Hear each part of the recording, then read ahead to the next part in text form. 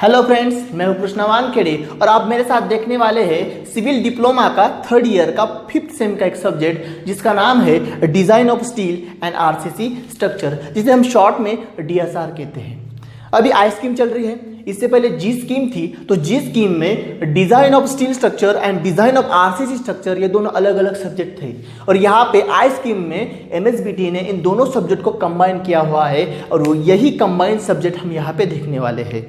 तो हम सब्जेक्ट की जो स्टार्टिंग है वो स्टार्टिंग करने वाले हैं सब्जेक्ट के नेम से। मतलब ये जो वर्ड गिवन है सब्जेक्ट के नेम में, जैसे कि स्ट्रक्चर, तो स्ट्रक्चर क्या होता है, स्ट्रक्चर हम किसे कहते हैं, स्टील स्ट्रक्चर क्या होता है, आरसीसी स्ट्रक्चर क्या होता है। यहाँ पे और एक वर्ड गिवन है डिज़ाइन, तो डिज़ाइन का मतलब क्या होता है, डिज़ाइन करना मतलब क्या होता है। ये वर्ड आपके लिए बहुत इंपॉर्टेंट है, क्योंकि ये जो पूरा सिलेबस है यहाँ पे ये इस पर ही डिपेंड करता है। इसलिए हमें इसे अच्छे से समझना है कि डिज़ाइन मतलब क्या होता है, डिज़ाइन करना मतलब क्या करना होता है। सब्जेक्ट स्टार्ट करने से पहले मैं एक चीज़ पर फोकस करना चाहूँगा, वो है आउटपुट।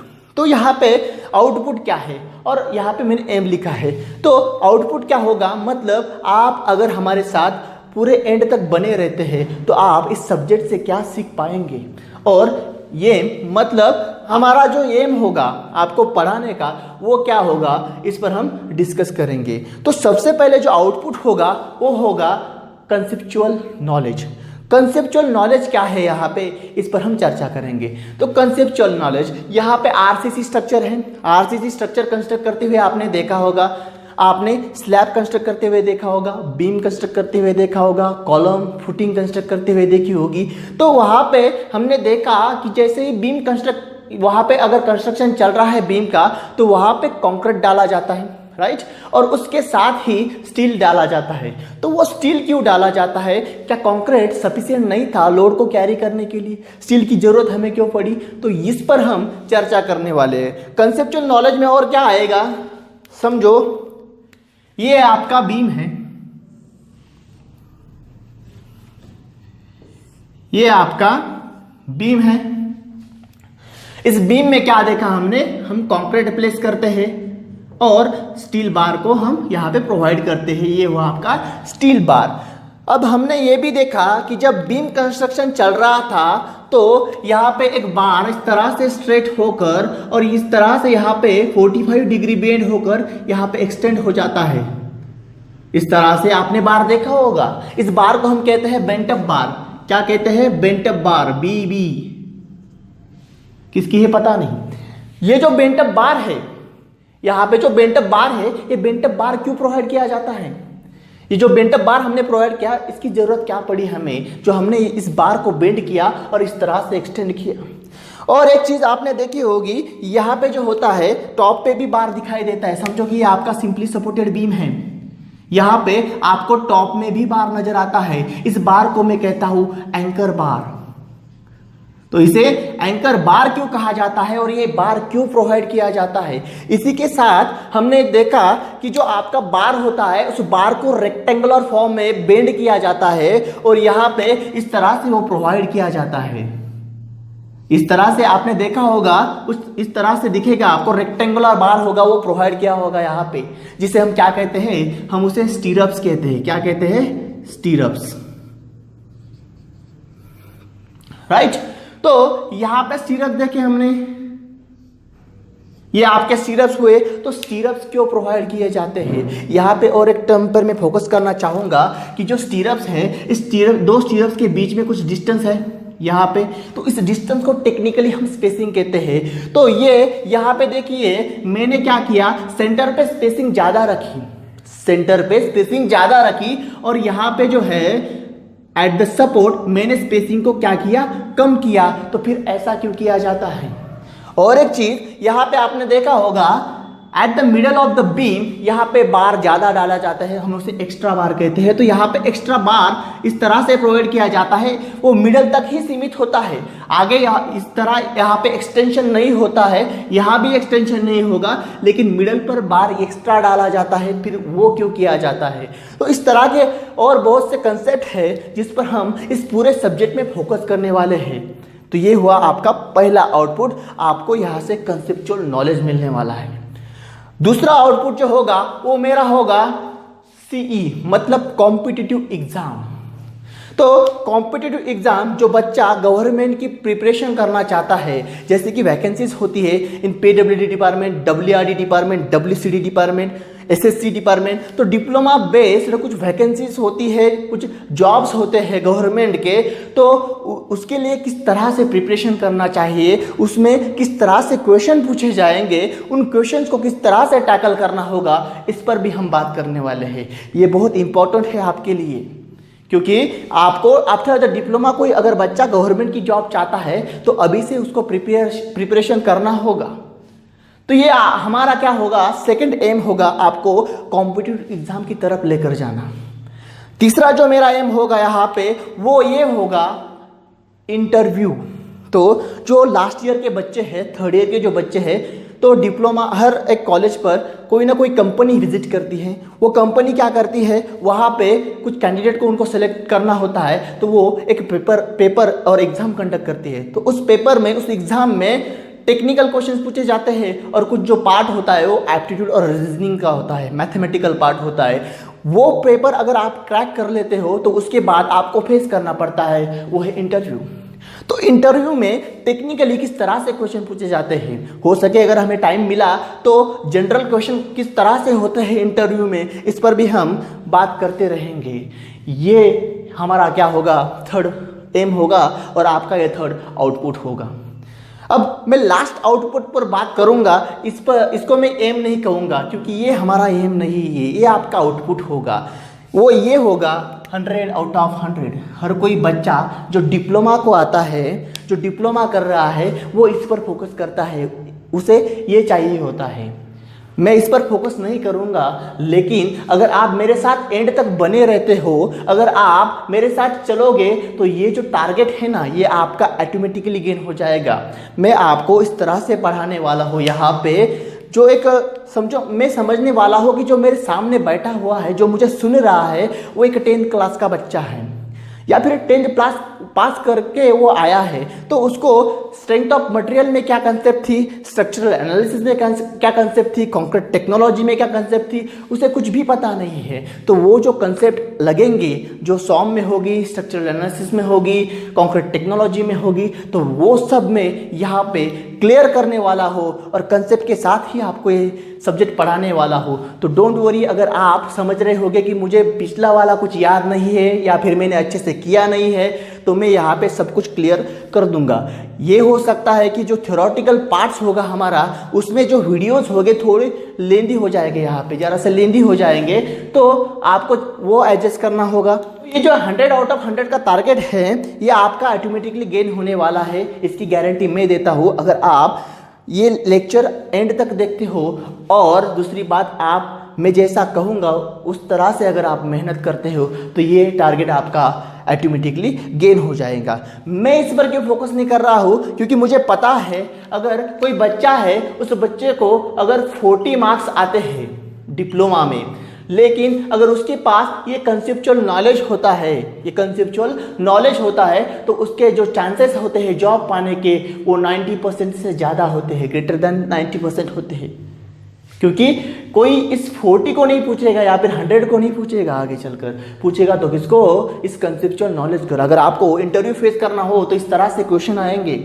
अगर आप गवर्नमेंट की प्रिपरेशन कर रहे हो तब भी आपको जो नॉलेज लगेगा, बेसिक नॉलेज लगेगा, उस पर ही क्वेश्चन फॉर्म होंगे।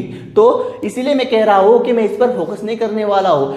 मैं और एक बात कहूँगा, अगर किसी बच्चे को यहाँ पे 100 आउट ऑफ 100 मार्क्स है, लेकिन वो अगर यहाँ पे लैक है, उसके पास उस सब्जेक्ट का नॉलेज ही नहीं है, तो वो उसे जो जॉब पाना चाहेगा तो उसके जो चांसेस होंगे वो यहाँ पे रिड्यूस हो जाते हैं। इसलिए मैं इन चीज़ों पर फोकस करने वाला हूँ। तो ये हुआ हमारा आउटपुट और हमारा एम। अब मैं बात करूंगा यहाँ पे सिलेबस की, मतलब एमएसबीटी ने जो यूनिट हमें गिवन है, यहाँ पे 6 यूनिट गिवन है, तो उस पर मैं चर्चा करने वाला हूँ। तो हमारा जो फर्स्ट यूनिट आता है वो है फंडामेंटल ऑफ स्टील स्ट्रक्चर या इंट्रोडक्शन ऑफ स्टील स्ट्रक्चर। तो इसमें क्या होगा, तो स्टील स्ट्रक्चर आपने देखे होंगे, हम देखने ही वाले कि स्टील स्ट्रक्चर किसे कहा जाता है। लेकिन स्टील स्ट्रक्चर जैसे कि आपने स्टील टावर देखा होगा, स्टील टावर जो इलेक्ट्रिसिटी को ट्रांसमिट करता है, बड़े बड़े टावर आपने वो देखे होंगे, तो वो हुआ आपका स्टील स्ट्रक्चर। और क्या है, स्टील बिल्डिंग आपने देखी होगी कहीं पे, तो वो भी स्टील स्ट्रक्चर हुआ। स्टील ब्रिज देखा होगा, तो वो स्टील स्ट्रक्चर हुआ। तो ये सब हम बेसिक जो है स्टील स्ट्रक्चर के अबाउट वो इस यूनिट में हम देखने वाले हैं। और क्या देखने वाले इस यूनिट में, आपने सॉम में इस तरह की फिगर ड्रॉ की होगी। तो ये सेक्शन है किसके, जो आपका जो स्टील होता है हम उसके सेक्शन बनाते हैं इस तरह से। ये आई सेक्शन हुआ, ये आपका एल सेक्शन हुआ, ये आपका चैनल सेक्शन हुआ। एल सेक्शन को हम एंगल सेक्शन कहते हैं। तो इस तरह की इंफॉर्मेशन कहाँ पे दी हुई है, यूनिट फर्स्ट में है। तो ये हुआ आपका यूनिट फर्स्ट। यूनिट सेकंड जो है ये क्या है, डिजाइन ऑफ स्टील कनेक्शन। क्या है, डिजाइन ऑफ स्टील कनेक्शन। तो यहाँ पे कनेक्शन क्या होता है, तो कनेक्शन हमने देखा कि स्टील टावर का हमने एग्जांपल लिया। तो स्टील टावर में आपने देखा होगा कि कुछ कंपोनेंट होते हैं स्टील के, इस तरह से कुछ कंपोनेंट हो गए।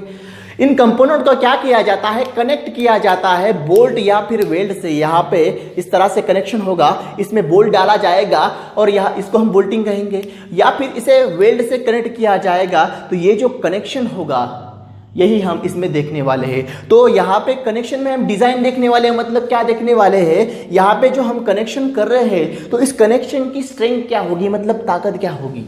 यहाँ पे हम बोल्ट यूज करने वाले हैं, उस बोल्ट का डाया क्या होना चाहिए, उस बोल्ट की स्ट्रेंथ क्या होनी चाहिए, उसकी ताकत क्या होनी चाहिए। हम यहाँ पे वेल्डिंग कर रहे हैं, तो यहाँ पे जो वेल्ड कर रहे हैं उस वेल्ड की साइज क्या होनी चाहिए, ये सब हम यहाँ पे देखने वाले हैं। ये आपका यूनिट सेकंड हुआ। अब मैं बात करूंगा यूनिट थर्ड की। तो यूनिट थर्ड है आपका analysis and design of singly reinforced section. तो यहाँ पे एनालिसिस का मतलब क्या होता है, एनालिसिस करना मतलब क्या होता है, ये हम देखेंगे। डिजाइन तो हमें पता है, हम देखने वाले हैं। सिंगली रेनफोर्स्ड सेक्शन क्या होता है, डबली रेनफोर्स्ड सेक्शन क्या होता है, इनकी डिजाइन किस तरह से की जाती है, ये सब हम किसमें, यूनिट थर्ड में देखने वाले हैं। तो ये हुआ आपका यूनिट थर्ड। अब मैं बात करूंगा यूनिट फोर्थ की, वो है design of share reinforcement and bond. तो यहाँ पे जो शेयर रेनफोर्समेंट है, तो शेयर रेनफोर्समेंट मतलब क्या होता है, शेयर रेनफोर्समेंट क्यों प्रोवाइड किया जाता है, उसकी डिजाइन किस तरह से की जाती है, ये हम देखने वाले हैं। तो बॉन्ड है यहाँ पे। तो बॉन्ड क्या होता है, हमने क्या किया, कंक्रीट और स्टील को प्लेस कर दिया। तो हम देखते हैं कि स्टील और कंक्रीट में कुछ वहाँ पे कनेक्शन हमें दिखाई देता है, वो एक दूसरे से कनेक्ट होते हैं। उसी कनेक्शन को या फिर उसी बॉन्डिंग को हम बॉन्ड कह रहे हैं, मतलब वो एक दूसरे को पकड़ के रखते हैं। तो हम उसी को क्या कहते हैं, बॉन्ड कहते हैं। तो ये सब उसकी डिजाइन हम यूनिट फोर्थ में देखने वाले हैं। आपका जो यूनिट फिफ्थ है वो है डिजाइन ऑफ अ स्लैब। जो स्लैब होता है प्लेट टाइप, तो उस स्लैब के डिजाइन हम किस में देखने वाले, यूनिट फिफ्थ में देखने वाले। और जो लास्ट यूनिट होगा आपका वो होगा design of axially loaded short column and footing. यहाँ पे हम कॉलम की और फुटिंग की डिजाइन देखने वाले हैं। शॉर्ट कॉलम मतलब क्या होता है, लॉन्ग कॉलम मतलब क्या होता है, किस बेस पर हम इसे डिफाइन करते हैं, और जो डिजाइन है शॉर्ट कॉलम की यहाँ पे हम देखने वाले हैं। तो ये आपका पूरा सिलेबस हुआ। अब हम आगे देखेंगे कि स्ट्रक्चर क्या होता है और ये स्टील स्ट्रक्चर और आरसीसी स्ट्रक्चर क्या होता है। किसी को अगर ये लिखना है सिलेबस, तो या तो आप स्क्रीनशॉट लीजिए या फिर पॉज करके इसे लिख सकते हैं।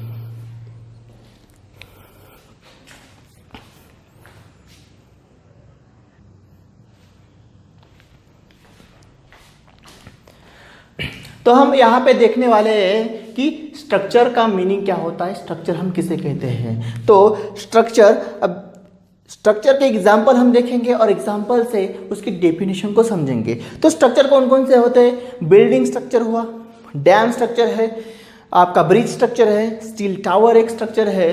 तो हम स्ट्रक्चर को समझने के लिए एक एग्जाम्पल लेंगे, वो है आपकी बिल्डिंग। क्या है, स्ट्रक्चर का एग्जाम्पल क्या लेंगे हम यहाँ पे, बिल्डिंग।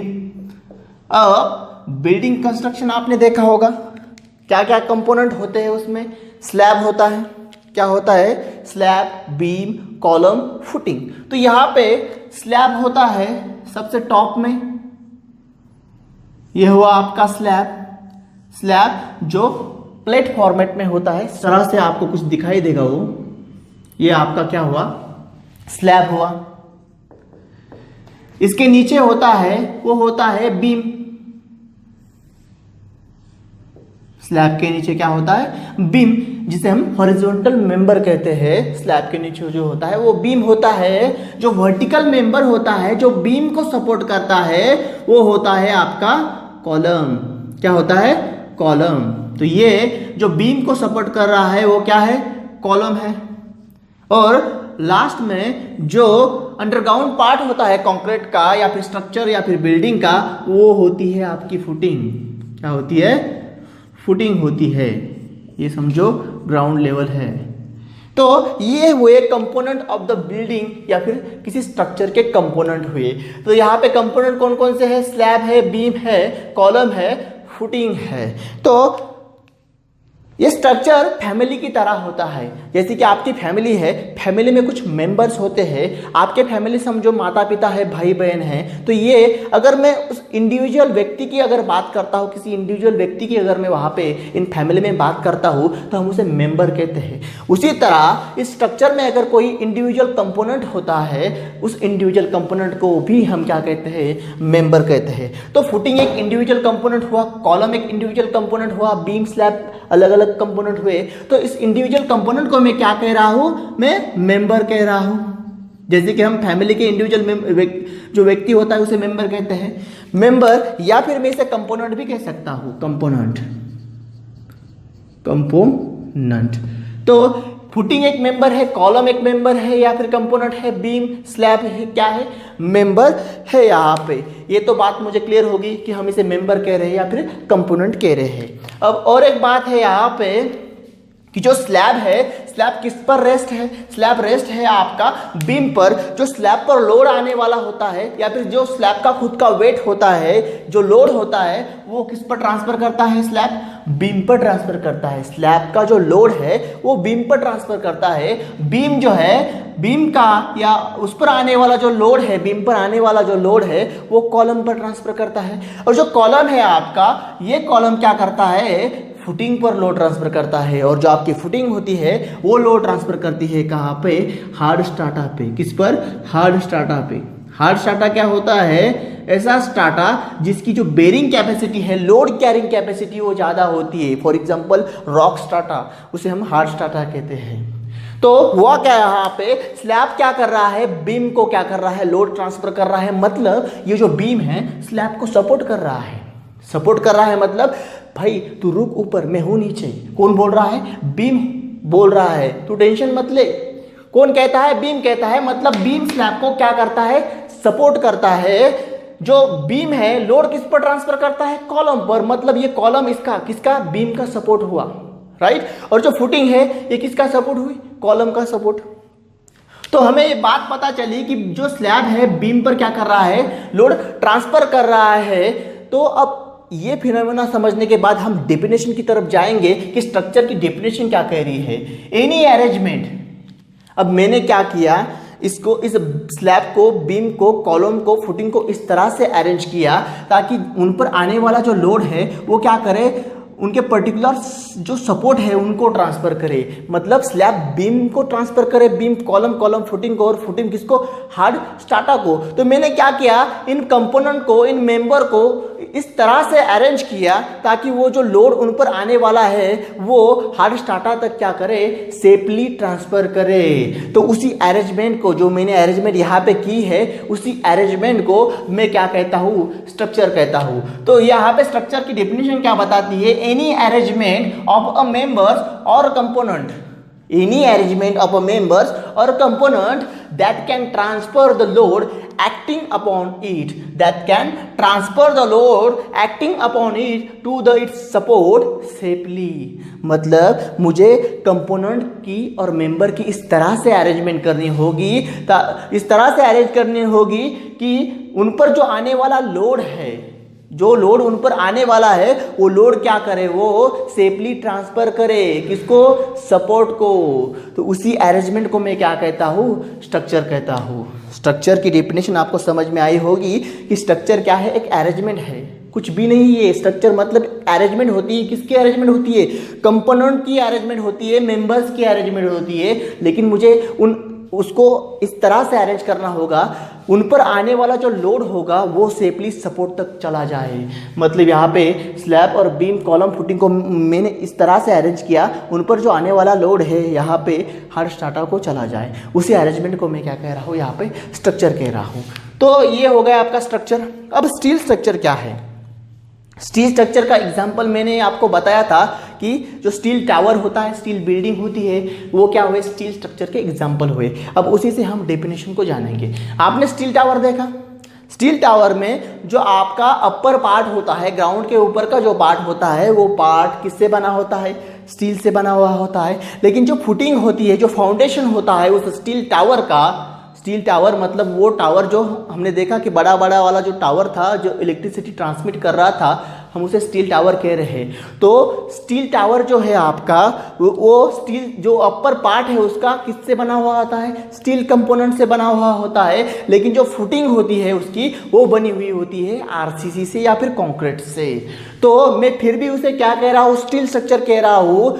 क्यों? क्योंकि जो उसके मैक्सिमम कंपोनेंट होते हैं, अपर जो ग्राउंड के ऊपर की जो कंपोनेंट है, वो मैक्सिमम किससे बने हुए हैं, आपके स्टील से बने हुए होते हैं। और उसी स्ट्रक्चर को मैं क्या कहता हूँ, स्टील स्ट्रक्चर कहता हूँ। मतलब ऐसा स्ट्रक्चर जिस स्ट्रक्चर का जो मैक्सिमम कंपोनेंट होते हैं वो अगर स्टील से बने हुए होते हैं, उसी स्ट्रक्चर को मैं क्या कहता हूँ, स्टील स्ट्रक्चर कहता हूँ। जैसे कि structure whose maximum component is made up of structural steel. अगर ऐसा स्ट्रक्चर जिसके मैक्सिमम कंपोनेंट जो होंगे वो किससे बने होंगे, स्टील से बने होंगे, तो उसको मैं क्या कहूँगा, स्टील स्ट्रक्चर कहूँगा। जैसे कि हमने एग्जांपल देखा, स्टील टावर जो होता है उसका जो अपर पार्ट होता है, मैक्सिमम जो कंपोनेंट होते हैं वो बने होते हैं स्टील से, और जो फाउंडेशन होता है वो बना होता है कंक्रीट से। लेकिन दोनों का कॉम्बिनेशन हमें यहाँ पे दिखाई देता है, लेकिन मैक्सिमम पार्ट जो होता है स्टील से बना होता है, इसलिए हम उसे कहते हैं स्टील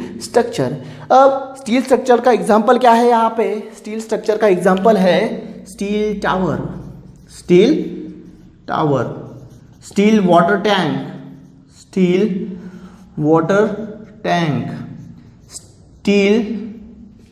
यहाँ पे स्टील ब्रिज। तो ये इसके एग्जाम्पल हुए। यहाँ पे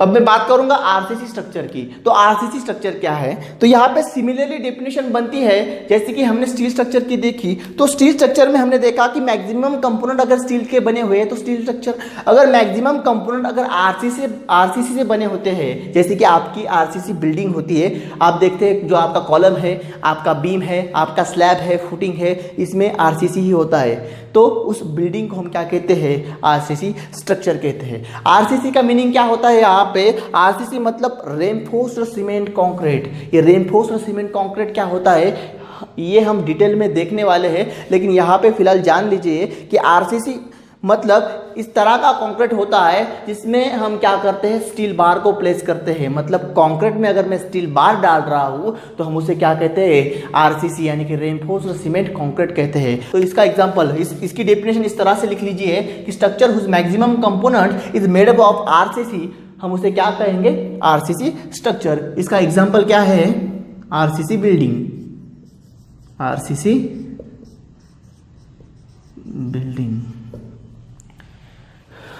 ये लिख लीजिए या फिर स्क्रीनशॉट लीजिए इसका।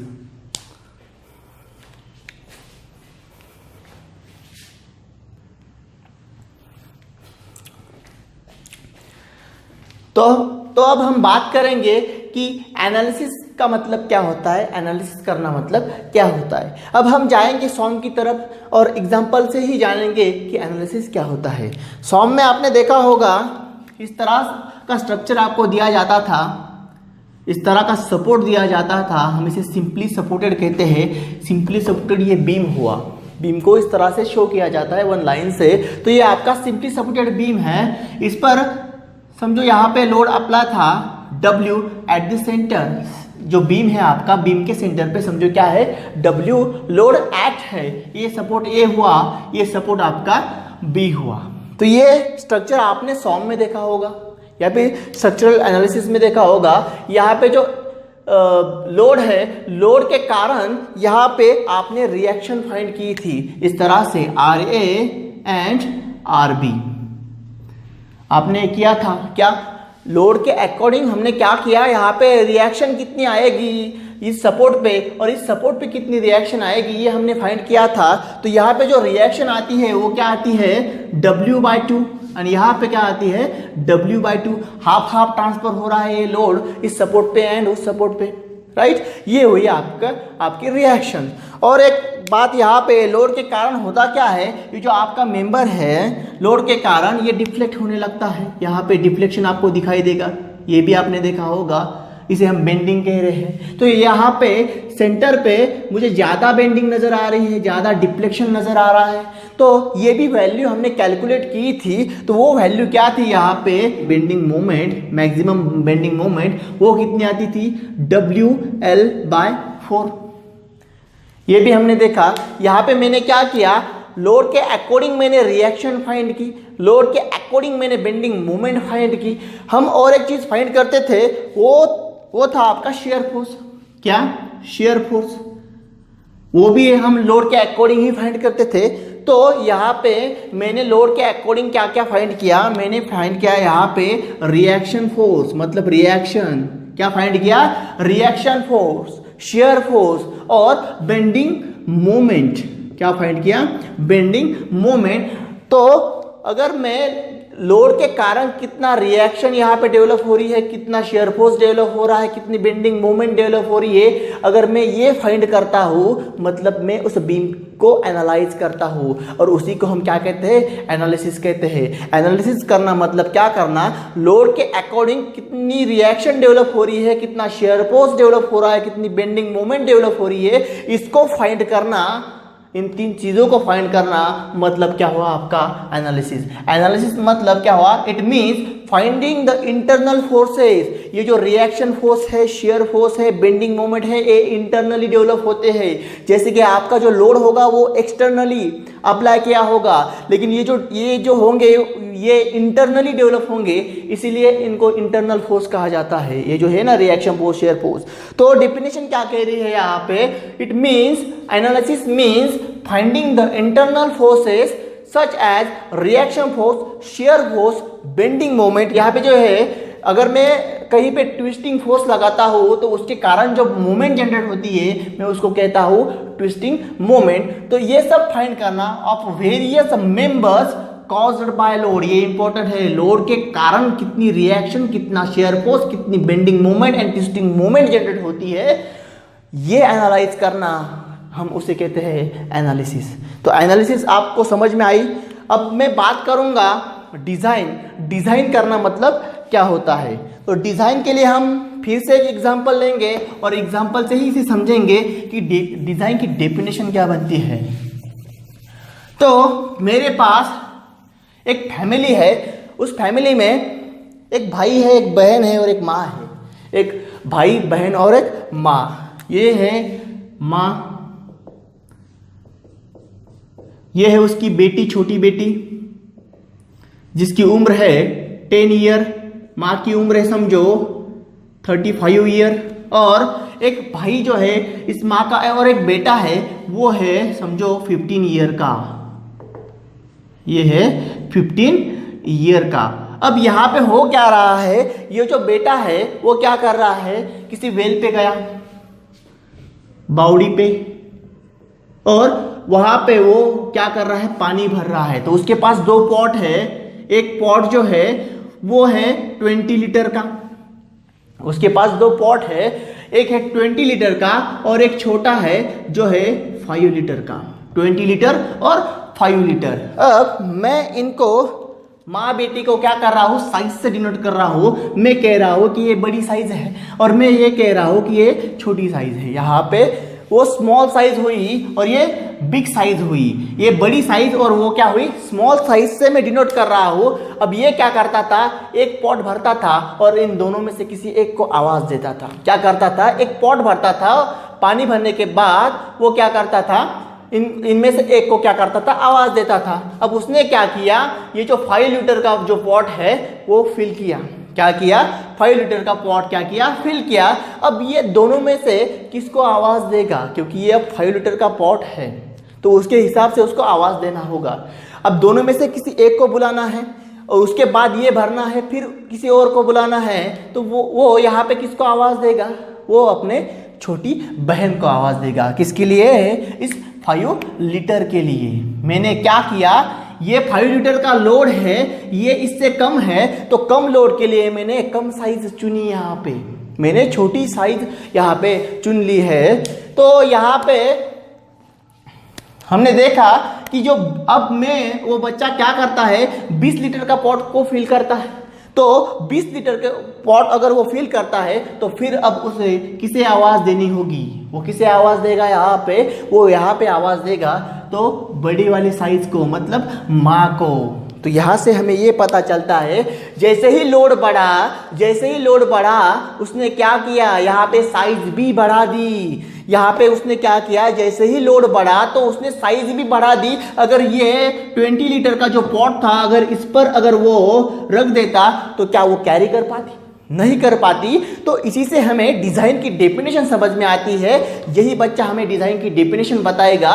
वो क्या है कि अगर लोड के अकॉर्डिंग अगर मैं साइज को डिसाइड कर रहा हूँ, मेंबर के साइज को डिसाइड कर रहा हूँ, जैसे कि आपका बीम है, समझो ये आपका बीम है, इस बीम की अगर मैं साइज डिसाइड कर रहा हूँ इसके अकॉर्डिंग लोड के, मतलब इस पर कितना लोड आने वाला है, उस लोड के अकॉर्डिंग अगर मैं साइज डिसाइड कर रहा हूँ, तो ये जो साइज मैंने डिसाइड की ना, उसी को हम क्या कहते हैं, डिज़ाइन कहते हैं। क्या कहते हैं, डिज़ाइन कहते हैं। इसे हम टेक्निकली और अच्छे से समझेंगे कि समझो ये आपका बीम है, इस बीम पर समझो आ रहा है 100 किलो न्यूटन का लोड। इस बीम पर क्या आ रहा है, 100 किलो न्यूटन का लोड, जिसकी लेंथ समझो EL है, ये EL कांस्टेंट है, यहाँ पे ये चेंज नहीं होगी। तो यहाँ पे जो लोड, जो बीम है, बीम को और लेंथ छोड़ के और 2 डायमेंशन होते हैं, वो होती है उसकी विड्थ और डेप्थ। तो मैं यहाँ पे क्रॉस सेक्शन लेता हूँ बीम का। क्रॉस सेक्शन मतलब क्या हुआ, यहाँ पे मैं बीम को, अगर समझो ये आपका बीम है, ये इसकी लेंथ है, अगर मैं इसको इस तरह से कट कर रहा हूँ, यहाँ पे अक्रॉस द विड्थ अगर मैं कट कर रहा हूँ, तो उसके बाद उसका शेप किस तरह से मुझे दिखाई देगा, उसी को मैं क्या कहता हूँ, क्रॉस सेक्शन कहता हूँ। अगर मैं इस बीम को यहाँ पे कट कर रहा हूँ, तो कट करने के बाद मुझे वो इस तरह से दिखाई देगा, इस तरह से दिखाई देगा। तो ये क्या हुआ, ये क्या हुआ, क्रॉस सेक्शन हुआ। तो यहाँ पे जो है इसे मैं विड्थ कहूँगा, किसकी, बीम की, और ये आपकी डेप्थ हुई। तो यहाँ पे 100 किलो न्यूटन लोड के लिए समझो बीम मैंने यहाँ पे ले ली 230 mm और डेप्थ ले ली मैंने यहाँ पे 300 mm। कितनी, 300 mm। ये मैंने क्या किया, लोड के अकॉर्डिंग साइज को डिसाइड कर दिया। लेकिन अगर मैं यहाँ पे लोड को बढ़ाता हूँ, अगर मैं यहाँ पे अब 200 किलो न्यूटन का लोड अप्लाई करता हूँ, तो क्या ये साइज उस लोड को कैरी कर पाएगी, नहीं कर पाएगी, क्योंकि ये मैंने डिसाइड किसके लिए की थी, 100 के लिए की थी। लेकिन यहाँ पे लोड कितना अपना अप्लाई किया, यहाँ पे 200 किलो न्यूटन। तो 200 किलो न्यूटन के लिए साइज फेल हो जाएगी, इसीलिए मुझे क्या करना होगा, साइज को बढ़ाना होगा। तो मैं क्या करता हूँ, 230 को 230 ही रखता हूँ यहाँ पे। समझो ये टेक्निकली अगर मैं प्रैक्टिकली इसकी बात करूँ, तो ये जो बीम की विड्थ होती है, हम जो वॉल की साइज होती है, वॉल की जो थिकनेस होती है, उसके बराबर रखते हैं। वॉल की साइज जनरली 230 होती है, इसलिए मैंने इसको 230 रखा। तो यहाँ पे अब 230 तो यहाँ पे मैंने रख दिया, लेकिन मुझे क्या करना होगा, एक तो साइज बढ़ानी होगी। तो मैं क्या बढ़ा पाऊंगा, यहाँ पे डेप्थ को बढ़ाऊंगा। तो समझो मुझे क्या करना होगा, इस 200 के लिए मैंने ले ली 600 mm की डेप्थ, तब जाकर ये बीम क्या होगा, आपका सेफ होगा। तो इससे मुझे क्या पता चला कि मैंने लोड के अकॉर्डिंग क्या की, साइज फिक्स की। और एक बात कहूँगा मैं यहाँ पे हमने देखा कि बीम में क्या होता है, स्टील प्रोवाइड किया होता है। तो ये स्टील की जो एरिया होता है, यहाँ पे नंबर ऑफ बार इसमें प्रोवाइड किए जाते हैं, कितने बार यहाँ पे प्रोवाइड किए जाते हैं, वो भी डिपेंड करते हैं लोड के। अगर कम लोड हो तो कम बार डाले जाते हैं, जो स्टील का एरिया है हम उसे AST से डिनोट करते हैं, एरिया ऑफ स्टील। तो ये जो एरिया ऑफ स्टील है या फिर जो हम स्टील इसमें डाल रहे हैं वो भी किस पर डिपेंड करता है, लोड पे। यानी कि कम लोड तो कम स्टील डालेंगे, ज़्यादा लोड तो ज़्यादा स्टील वहाँ पे हम डालने वाले हैं। तो इसी को हम डिज़ाइन कह रहे हैं। तो डिज़ाइन का मतलब यहाँ पे क्या हुआ, to decide the shape and size of a member, to decide the shape. यहाँ पे शेप क्या लिया मैंने, रेक्टेंगुलर शेप लिया है यहाँ पे मैंने।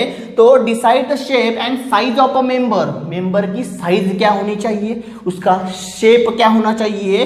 एंड रिक्वायर्ड स्टील, मतलब उसमें स्टील कितना प्रोवाइड करना चाहिए, कितना स्टील उसमें डालना चाहिए। नंबर ऑफ बार्स कितने होने चाहिए, मतलब मैं वहाँ पे बार प्रोवाइड कर रहा हूँ नंबर्स में, तो उनके नंबर्स कितने होने चाहिए। अगर उसका जो कुछ डाया होगा, डायमीटर होगा बार का, तो वो कितना होना चाहिए। ये सब क्या करना, डिसाइड करना बेस्ड ऑन, ये सबसे इंपॉर्टेंट है यहाँ पे भी, based on load coming on that particular member. उस मेंबर पर कितना लोड आने वाला है, उस लोड के अकॉर्डिंग उसकी साइज, उसका शेप, उसमें कितना स्टील डालना चाहिए, नंबर ऑफ बार्स कितने होने चाहिए, उस बार का डाया क्या होना चाहिए, अगर मैं बार डाल रहा हूं तो उनमें डिस्टेंस कितना होना चाहिए। ये सब फाइंड करना मतलब क्या हुआ, डिजाइन हुआ। तो आई होप आपको एनालिसिस एंड डिजाइन समझ में आया होगा। अब हम स्टार्ट करने वाले हैं हमारे यूनिट से। तो हम यहाँ पे यूनिट 3 स्टार्ट करने वाले हैं। यूनिट 3 ही क्यों, क्योंकि जो आपका फर्स्ट एंड सेकंड यूनिट है वो स्टील स्ट्रक्चर के रिलेटेड है, और जो बाकी के 4 जो है RCC स्ट्रक्चर के रिलेटेड है। जो फर्स्ट यूनिट है उसमें थ्योरेटिकल पार्ट है, बहुत ही सिंपल है, हम उसे बाद में कवर करेंगे। जो सेकंड यूनिट है वो फर्स्ट यूनिट पे डिपेंड करता है, इसलिए वो भी हम नहीं ले सकते। इसलिए मैंने जो आपका RCC का फर्स्ट यूनिट है, यानी कि 3rd जो यूनिट है आपका design, analysis and design of a singly reinforced section, हम उससे स्टार्ट करने वाले हैं। तो आप यहाँ पे इसका स्क्रीनशॉट ले लीजिए।